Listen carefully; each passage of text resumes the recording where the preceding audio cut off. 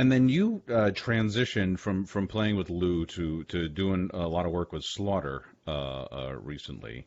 And Yeah, I'm yeah. wondering what was the most challenging part of that transition? Well, first of all, I was asked to temporarily fill in for their band. I was never a member of the band, but I did several shows with Mark Slaughter and Blas, the original drummer, and it was a real treat to be able to go from one artist who had, multi-platinum selling records to right to directly to another one who has had, a fair amount of success as well.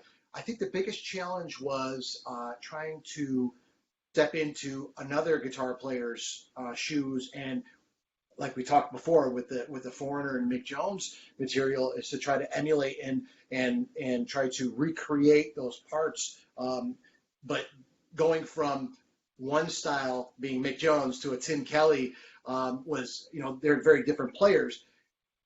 Fortunately, I think Tim Kelly had a lot of the same influences as I did with Neil Mm. Schon and Steve Lukather, and I'm sure they were fans of Foreigner as well.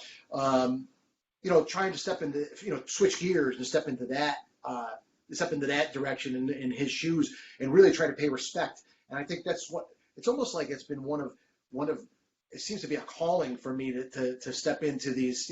I'm not saying that I mean I was entitled to it, but I've been very fortunate and very lucky to step into some of these people's catalogs and their shoes and trying to replicate their parts. And you know, as a listener, I want to hear it done right.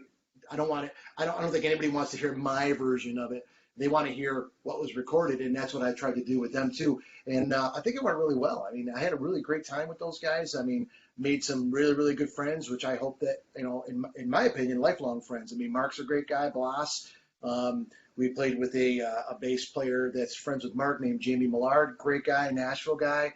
I never got to meet Dana Strum, but had several conversations with him, and I hope to do something more with them in the future if needed. But it's a really cool thing to go from one platinum selling artist to another platinum selling artist, and hopefully I can continue the jump skipping into something, parlay it into something another artist of that capacity.